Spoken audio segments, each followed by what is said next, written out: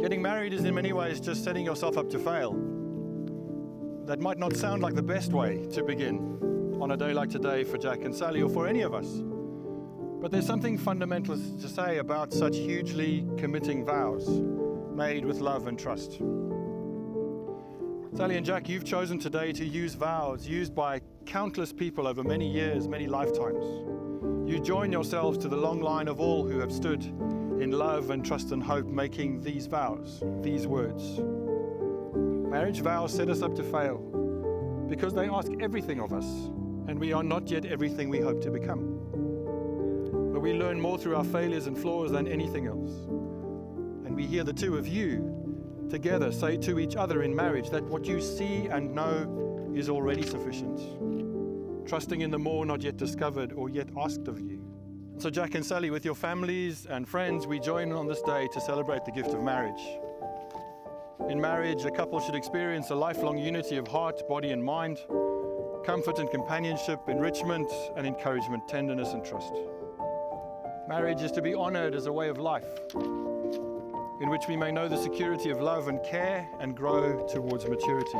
No one should enter into this lightly or selfishly, for marriage involves the giving of two persons wholeheartedly to each other. And you have walked many winding paths alone and together to be here today. And you walk forward from this moment no less yourselves, but together in a new way. And we are grateful, all of us, to be part of remembering today with you.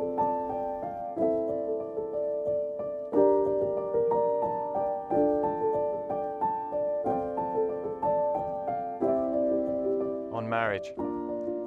Love one another, but make not a bond of love.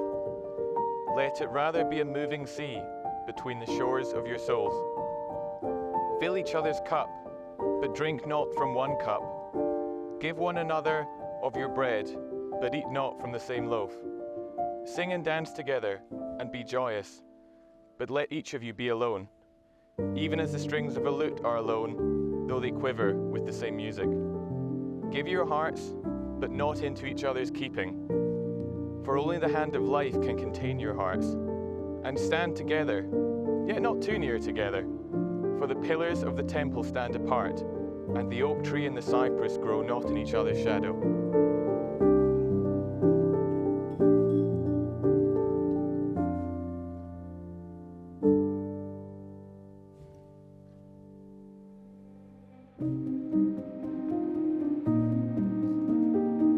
But there's something fundamental to say about such hugely committing vows made with love and trust. Sally and Jack, you've chosen today to use vows used by countless people over many years, many lifetimes. You join yourselves to the long line of all who have stood in love and trust and hope, making these vows, these words. Marriage is one of the places where we learn the most about the things that really matter, and where we find grace, love and acceptance as two people grow and become ever more themselves together. There are some things in life that offer us a polished mirror, a mirror that we must look into in order to see ourselves as we are, for affirmation and for challenge, and marriage is one of those. But that shiny mirror doesn't, if it's held well by another person, offer us a reflection of anything harsh or anything diminishing. We have the gift of the opportunity to see ourselves reflected with a warmth and with honesty through the life of another human being who has the courage and the confidence to share everything that we are and everything that we will still become. And we have the opportunity, the privilege to hold up that reflection for another with care and with love. Standing here today with your families and friends and speaking those words out loud creates a particular kind of memory, an enduring physical memory of huge words spoken aloud in the company of those who walk with us. A celebration of all that it has taken to get here and committed to all that still lies ahead. Marriage is not necessarily any better than any other loving relationship, but the gift of marriage and the public spoken covenant that you have shared today and that we have witnessed, this promise of fidelity and a lifelong commitment to another human being, is a brave thing to do. The act of marriage gives us a moment in which to stand as you have done, with friends and family, with people who love and care about you and who you love and care about. It is a moment of deep joy and hope. And And we thank you for the privilege of being here to witness your commitment to all that you are still going to become, each of you, and together. Our shared wish, hope, even our prayer, is that as the two of you live out your vows, and as you stumble over them and fail them, that you keep making creative and life-giving room for each other as you grow into your vows and all that they mean. And we wait to see your great becoming, even as we love who you are. We know we will be the better for it, and together we have promised to be part of it.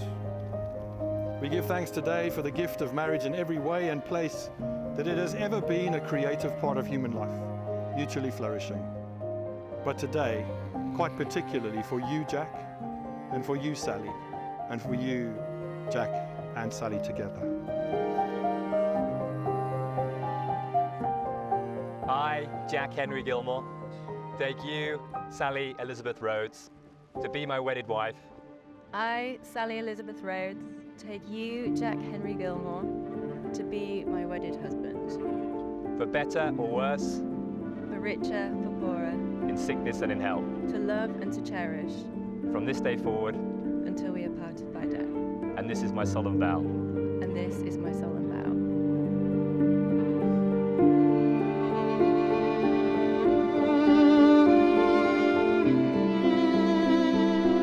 Sally, I give you this ring as a sign of our marriage. With my body, I honor you.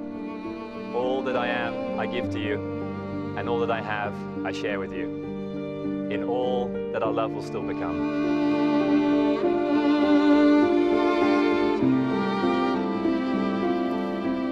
Sally and Jack, may your love so join you together that nothing shall ever part you.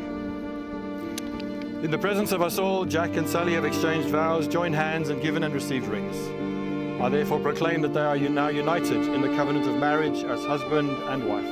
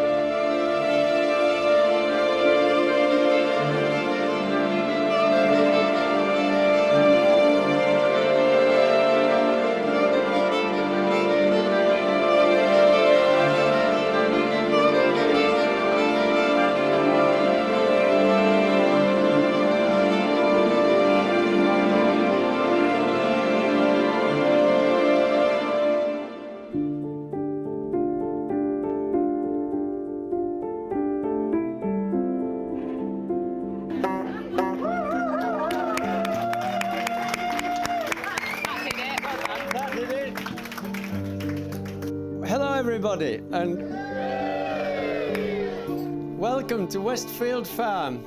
Firstly, I'd like to thank you all on behalf of Teresa and myself for coming to help celebrate the marriage of our gorgeous daughter Sally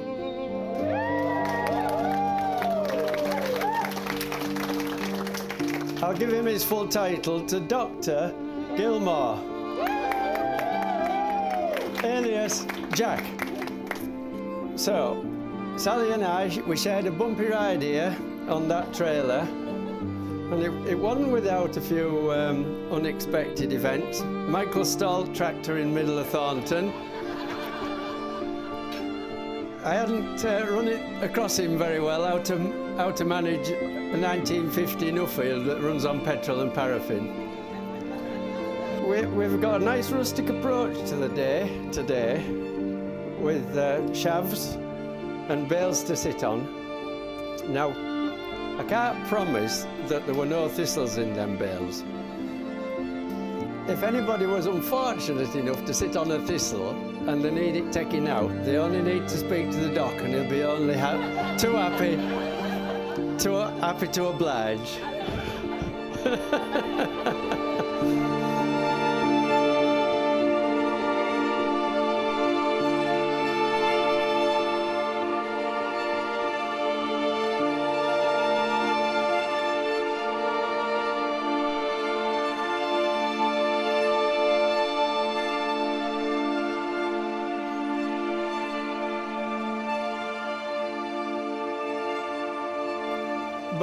But today it's all about the two of you, Sally and Jack.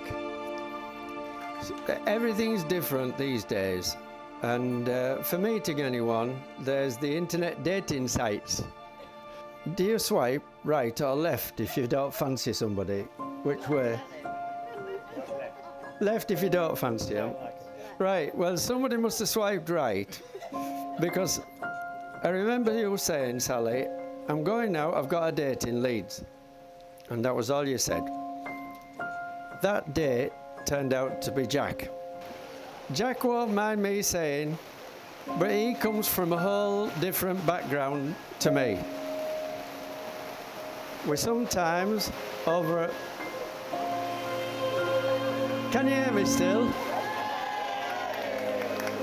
Over a nice bottle of Malbec, we have long conversations discussing matters of great importance, don't we? And sometimes it's just rubbish. But Jack mixes in well, and he's brought a whole new and refreshing side to our family. So can I ask you please to be upstanding and raise your glasses to Sally and Jack.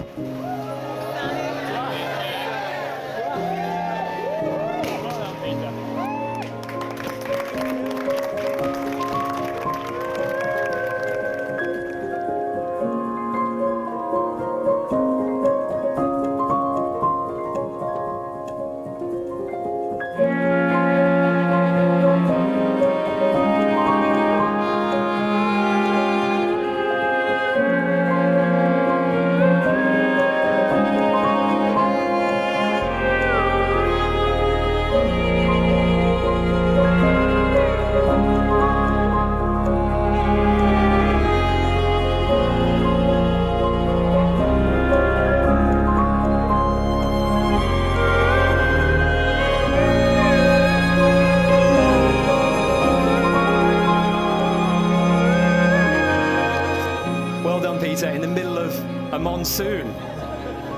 Good afternoon, everyone. Firstly, I'd like to thank my brand new father-in-law, Peter, for attempting to talk about me in a largely positive light. And in return, I'd like to think he's got what he's always wanted, which is unlimited access to round-the-clock free healthcare advice.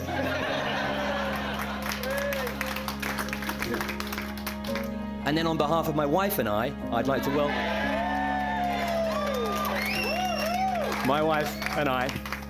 I'd like to welcome you all here today and thank you so much for being with us to celebrate this very special occasion. It really does mean a great deal to both Sally and I to have the people that we love and care about together in the same place. Marjorie, Teresa, Peter, Michael, James, and the whole extended Rhodes family, I'd like to thank you for the warm and open welcome you've shown me since the very beginning. As soon as I met you all, I could see instantly why Sally is the very special person I've been lucky enough to marry, and I will do everything in my power to love and protect her.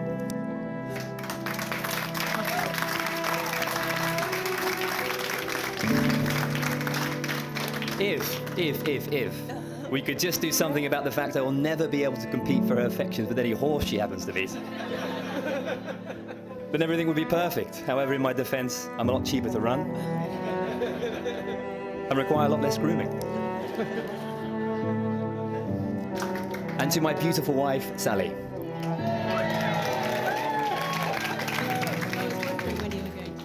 This is the next half. Sally, you look incredible. And right, amazing. And right now I feel like the luckiest guy in the world. But the truth is, I've been feeling like that ever since I swiped right. And suddenly the internet made sense. During those first months together, I realized how much common sense Sally brought to the relationship, with an ability to put her hand to any situation being one of her most attractive qualities. She's a capable, classy woman who is more than I deserve, and I thank whoever may be looking down on me every day that she's decided to spend the rest of her life with me. She is the most caring, thoughtful person I've ever met, and there's no mystery as to why she plays such an important role in so many people's lives here today. And she's loved by so many people and a friend. I always knew Sally was the one I wanted to share my life with because she simply makes my life complete. And I'm a happier and far better person for having her in it. Us being together is the most important, fulfilling and joyful thing I could ever have imagined. So when it came to the proposal, I knew I had to win two people over. Sally and of course Peter with his permission. It had to be something pretty special from my part, and after weeks of mustering up the courage to ask him for permission to marry Sally, I'll never forget his unexpected reply when he said, "That's the best decision you've made in your life, I guarantee you."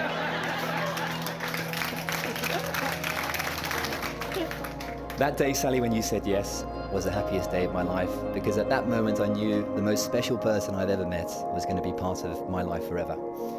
I'm just so happy to be stood here today as your husband, and I'm just so excited about the adventure of married life we're about to begin together. I love you, Mrs. Gilmore.